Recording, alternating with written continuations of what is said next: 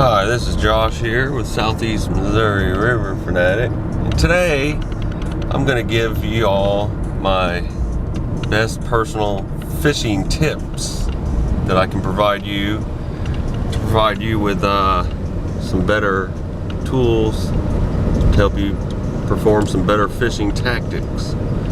Alright, I'm going to at least cover probably 10 different tips here. First and most important is location.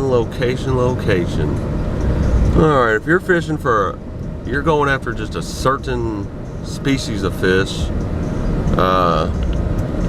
my number one tip out of all tips is use satellite photos. That alone has helped me find more places in my lifetime than any other thing, than just getting out there and exploring. What I'll do is find a river and I'll zoom in on it with the satellite photos. And the program I specifically use is called iTouch Map. It never gets blurry. You can zoom in all the way. You can look at logs and everything. You can tell where each little hole is. And what I'll do is start at the river from the very beginning, from where it starts, or the very end, either or.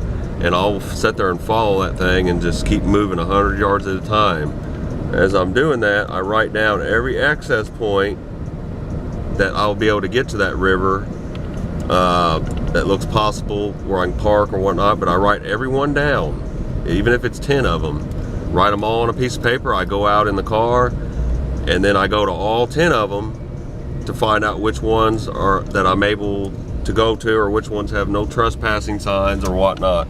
That is my number one tip as far as location. Now, the other points is in dealing with location is you got to go somewhere where no one else goes. You don't want to go to a place where there's always 300 people standing neck to neck. Yeah, sure, you might be able to catch fish there, but they're going to be really picked through, so to speak. You'll start catching fish that's already been caught, or they're going to be very small, or just frustrating dealing with all the other crowd that is involved. So try to pick a place that isn't known, specifically like a gravel road out in the middle of nowhere that you can tell that doesn't get hit very hard every day after day. One example where I live is Wapapello Spillway. You know, you go down there, there's always 50 people there, you know, and it's just, the odds are against you when you go to a place like that. So find places that you can tell by looking that hardly anybody goes there, or no one else at all goes there. Okay, third tip in dealing with location is, if you're fishing for a specific species of fish, what you need to do is, say, I'm going to use smallmouth for example. Say you fished every river within a 100-mile radius of your house. You need to kind of keep a memory of where you've caught your biggest ones. For example, the two creeks nearest my house, the biggest one I've ever caught out of there is only 14 inches. But I can go an hour away and I've caught several 16s and 18s and even 20 plus. So, you know, if you've never caught a 14-inch or bigger out of the river you're fishing, then pick a different place. It's obviously not working for you. Experiment. Quit fishing the same river over and over if you're not getting the big 3-4 pounders, and wander a little bit. Even if you got to drive an hour, it's probably worth it. What you also want to do is, if you're fishing for multiple species, what you might have to do is almost research it. Find out, you can type in any name of any river, and it should have a conservation data survey, which has been done by the conservation department, where they do net survey, or they take samples from the river, and it lists every kind of species that's in there. It usually gives the percentage of that species. Like for instance, Cane Creek where I live is 70% long-eared sunfish. It'll break down every species that's in that river. Now, if you live near the Mississippi River, any tributary that goes in the Mississippi River is going to have way more species of fish than a river that doesn't, that goes into a smaller river or whatnot. Okay, and keep in mind also that every river has distinct sections in it. For example, it has a very upper section. The upper section will consist of mainly goggle eye, smallmouth, pickerel, warmouth. As you get further down, it has a middle section. This is still where it has a gradient, where the water has current, but it's still greenish to clear, and it ain't quite mud bottomed yet. So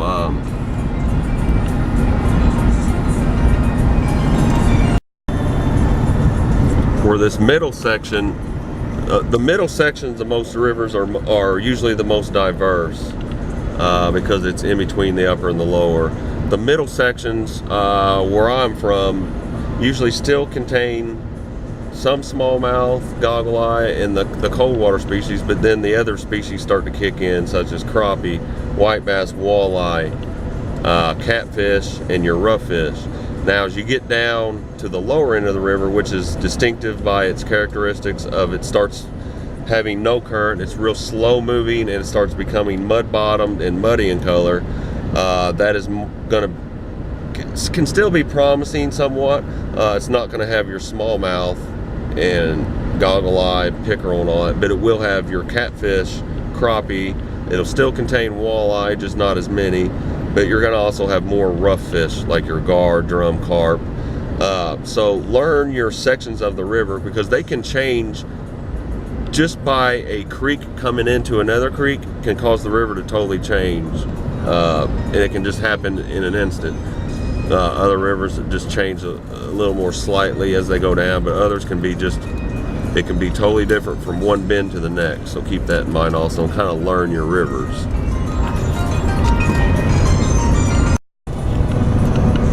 The next thing I'm going to talk about is tackle. Okay. I'm going to use smallmouth for an example. 70% of smallmouth's diet consists of what? Crayfish. So you obviously cannot go wrong with anything that imitates a crawdad for smallmouth. When you're fishing for crappie, you want to go small, nothing bigger than 2 inches. Largemouth bass, yeah, a variety of things work for that, obviously. Buzz baits in certain times of the year, spinner baits, jigs. Catfish, you want to pick the right bait. Night crawlers or livers or shrimp or whatever. Know what fish are going to bite what. Yeah, if you're fishing for a multitude of species all at the same time and you just kind of want a surprise, you can never go wrong with a beetle spin or a 3-inch twister tail, rebel crawdad, or small jigs. I've even caught catfish on twister tails and beetle spins and walleye. But if you're just fishing for one specific species, you need to know what to use, or you're going to sit there and cast over and over and not catch what you're after or get something else. And that really plays an important role. Now, what's the second most important thing about your tackle? Obviously, it's color. Okay, we have 4 different colors of water. We have gin clear, we have blue, which is caused usually by limestone being in the water. We have green water, and we have muddy water. Certain colors you need to be using for those specific colors of water. If the water is gin clear, you don't want to use something really bright like chartreuse or pink or orange. When it's gin clear, you want to use natural colors. By natural, I mean like blues and greens, something that's not flashy. There's no reason to have it flashy. When you're fishing blue water, it's basically the same thing with that as well. You want to use all natural colors, but you can go up in blue water. You can start using yellow and white as well. When you get in the green water, you want to go to yellows, pinks, white, green. Basically, you can use almost any color in the green water. It starts to not become as important then. You can use your pinks, oranges. You can also use stuff that's flashy or whatever. Now, when you're dealing with stained water, there's a variety of stain. You got places that you cannot see more than 6 inches down. You got some of them that you can't see more than 2 or 3 feet down. when it comes to muddy water, it's the exact opposite of what you would think. You think you would need to use something really bright, but it's actually the opposite. You need to use something dark, such as black, purple, dark red, maroon, brown, and also chartreuse is the one exception to that. That is a bright color. Chartreuse, you can never go wrong with that, using it anywhere except in gin clear water. Now when it comes to adding spinners to your lure, if it's sunny outside, you want to use a silver spinner, and if it's cloudy outside, you want to use a gold spinner. So keep that in mind also for if you're adding spinners to crappie jigs or beetle spins, which type spinner to use. Now, let's talk about some other tips that we've done. Covered location, used lures, lure colors. Now, the other thing you need to do is have a wide variety of tackle. You don't want to go fishing and just bring worms and hooks. You want to always be over prepared. You want to bring lures, large and small. You want to bring minnows and worms. If you're going fishing for a multitude of species, they might not be in the mood for something one day and they might be for the next. Or smallmouth might not be biting that day, but catfish might be.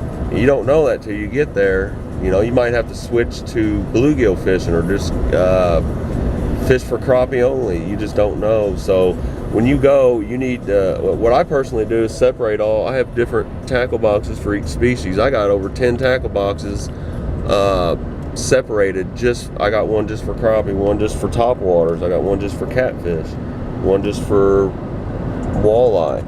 You need to, I don't bring all 10 of them when I go, but you need to at least bring 3 or 4 of them there when you go, because you don't know what you're up against.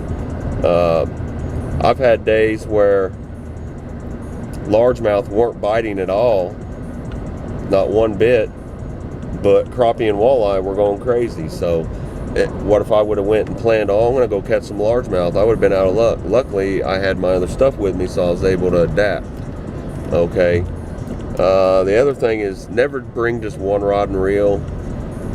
You never know what can go wrong. I've had, for instance, just a week ago, my girlfriend's reel fell apart right in front of her, where the bottom fell off. The closed face reel fell down in the water.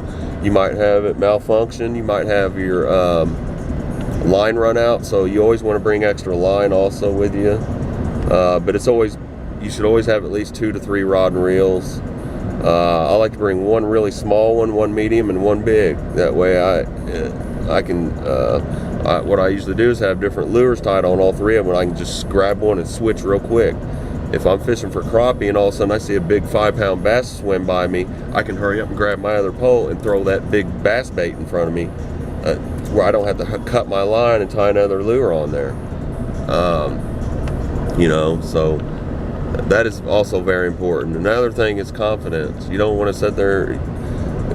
You got to keep in mind that I'm going to do good today. I'm going to do good today. I'm going to catch fish. You don't want to keep a negative mind frame before you're even there. Oh, they're not going to bite today. It's too hot. I'm not going to go, or it's supposed to rain. Anytime you got free time, get out there and try it. You're not going to catch fish sitting at home watching reality shows. That's for damn sure. All right, now another thing I like to do is recently got into it this year is putting more than one lure on one pole. Walmart sells these things called Umbrella. It's called a double up. What it is basically just a metal bar that's bent in two, like a triangular shape, where you can put 2 lures on the same thing. Especially when you're crappie fishing, you haven't figured out what color they're biting on yet, which I need to cover. But you can put 2 different colors on there and figure out which one they're hitting on. When you're crappie fishing, they are in the mood for certain colors one day and certain colors the next day or whatever. You can sit there and throw a white jig for 2 hours and you finally catch one, and then say you get hung up, you put a yellow jig on there, and then all of a sudden you start catching 10, 15 of them. Experiment with your colors. most fish, it's not as important. Walleye and crappie are the most color picky fish there are. Walleye, for example, will bite yellow one day, and then the next day they might prefer bright pink or chartreuse or yellow or whatever. If you don't get nothing, my general rule is 20 minutes. If it's not working for you after 20 minutes, try something else. If you don't get nothing after 1 hour after using 3 different colors, you're probably in the wrong spot and you need to go somewhere else, because obviously they're not biting at all. And it is true that fish may be biting in one river and 10 miles away in a different river they're not biting. So keep that in mind. You know, pack up your stuff after an hour. If they're not doing one bit of good at one place, go to the next town over, with somewhere you're more familiar with.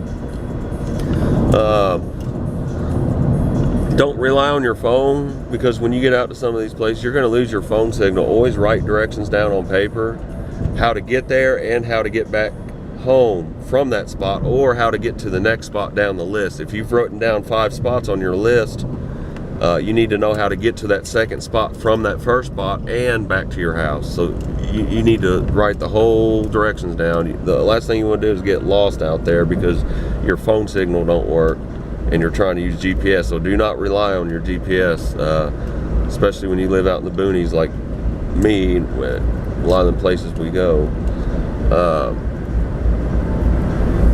You know, all right, that's about all I got for you today, and I hope you've learned something.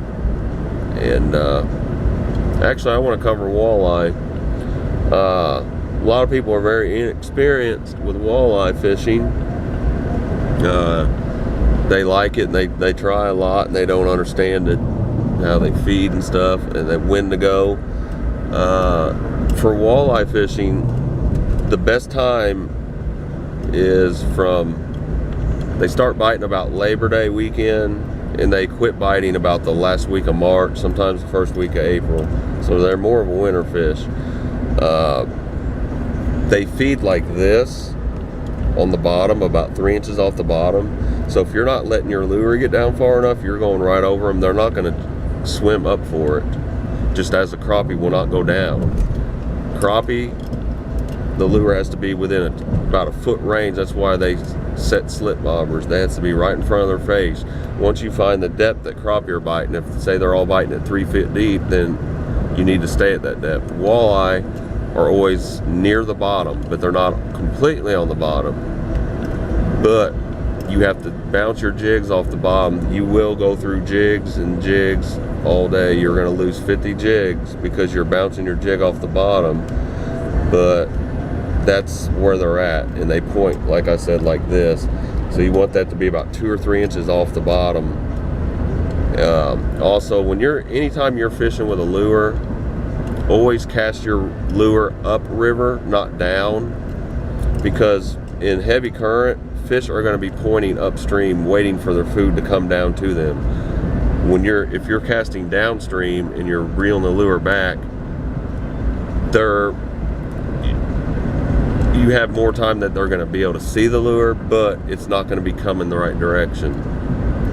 You don't want to go sideways. You want to always try to fish upstream and cast it back down and reel it back downstream to you. So always fish from the bottom of the hole. Work your way upriver, not downriver, because you will scare them that way and you're going to miss a lot of fish.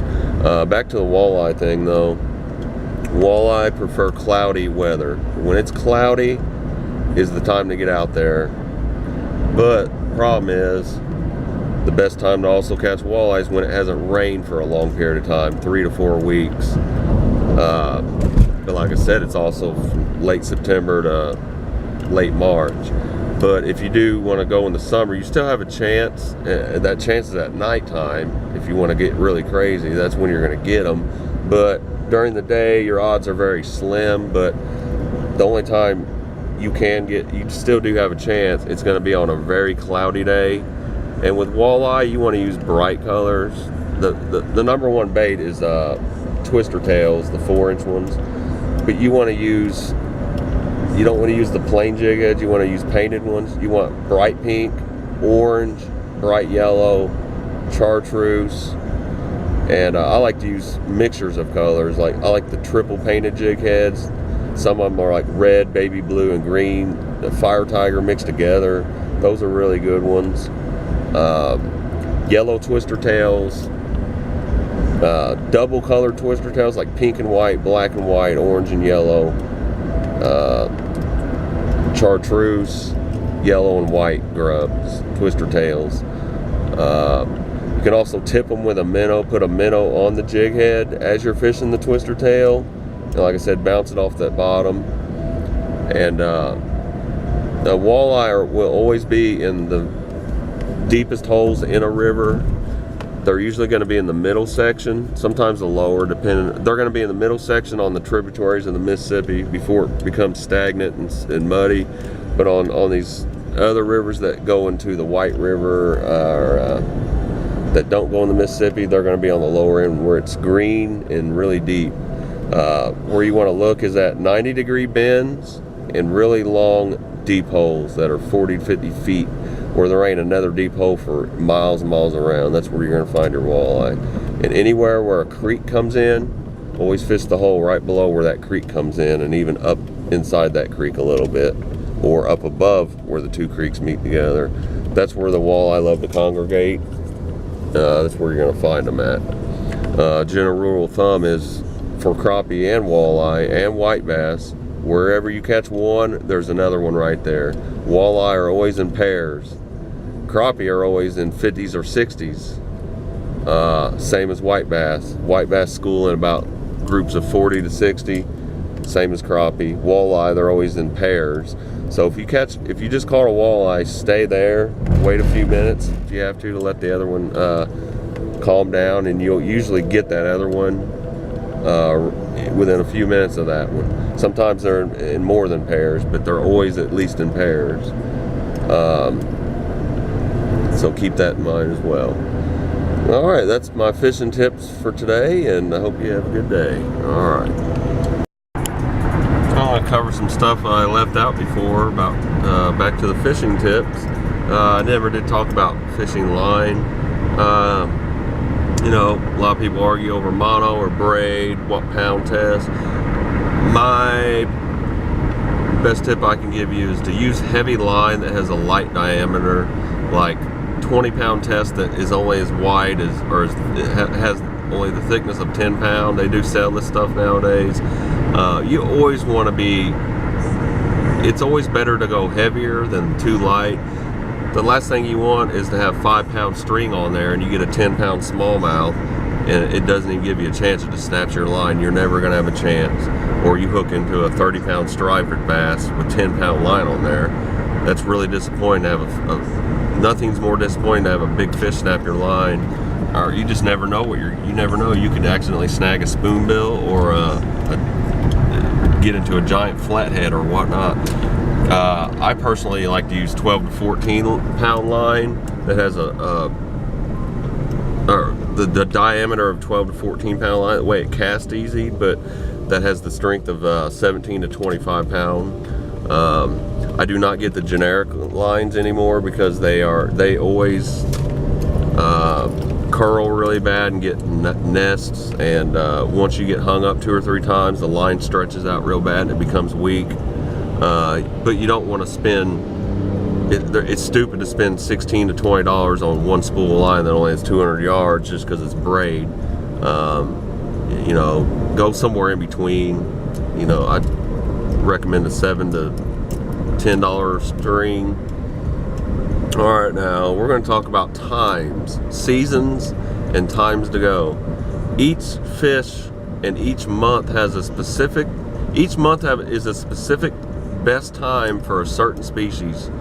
For instance, February is pickerel and walleye, the best time for those. March, crappie and the white bass start to kick in. You still got walleye, the late walleye. April, early April is white bass, crappie. May is largemouth and smallmouth and goggle eye start spawning. June, your catfish start spawning, channel cats, blue cats, flatheads. July and August is the best time to get out there and hit top waters for big private lake bass and pond bass for them giant 7-pound largemouths. And July is also good for smallmouth in the really cold streams, what they call the dog days of summer. August is really not specifically good for anything in particular, but if I was to pick one, I would have to say blue cats and flatheads in the Mississippi River. September is one of my favorite months, late September and October, but September everything starts biting again. You can pretty much go for anything in September. Starting in real late September, everything goes crazy because they're fattening up for the winter. That's when the walleye start biting again, and the crappie, all through October, which is my personal favorite month, October, because the water's generally lower and that the fish have less places to hide, and that's when everything goes crazy. The crappie actually bite better in October than what everybody else thinks. Everybody else thinks they bite better in April, but my personal experience is they bite better in the fall when they're in the time to go is when you've had about 4 or 5 real warm days in a row, and then you get a cold, cloudy, windy day in there, and right before it storms, they go absolutely nuts. November through March is going to be your time to go after saugers, walleye. Pickerel bite all through the winter, as do crappie too. Crappie can be slow, but they actually do bite better in the winter than they do the summer, so you do have a chance to get them. You can still catch bluegill in the winter out of farm ponds or even through the ice. Catfish will not bite in the winter, and most rough fish won't, largemouth won't. So learn each month what is best for that month for each fish. Each month does have a specific thing you should go for. For instance, I might be fishing for one species this month, and then next month I'm totally switching and going after something else. So keep that in mind also.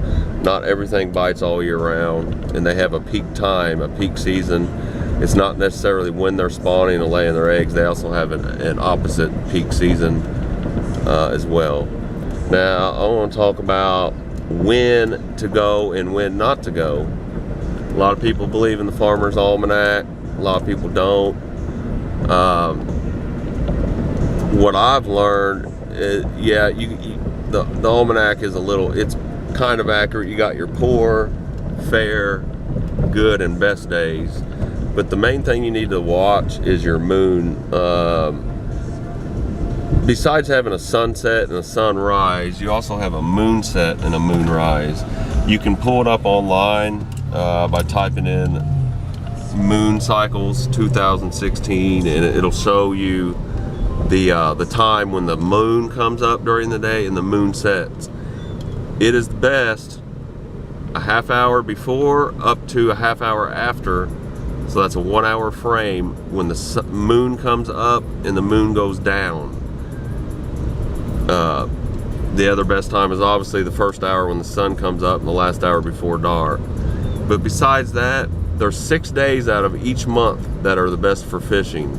That is the day before, the day of, and the day after a new moon and a full moon.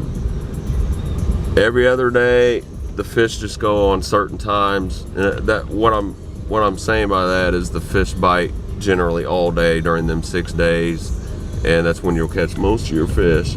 All the other 24 days of the month, it's only going to be usually about 1 to 2 hours out of the day that you're going to catch most of your fish, and then they die down. And you'll notice that you've had experiences where you've caught 4 or 5 real quick, and then all of a sudden you're like, what happened?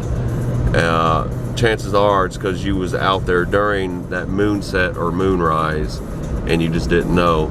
So before you plan your trip, or when you're planning your trip, write down your moonrise and moonset times and plan your trip according to that. You want to be there about an hour before it happens and fish up to an hour after, and just kind of experiment with that and see and write down what you catch each time. You know, what did I catch, how big were they, and just see if that really works for you.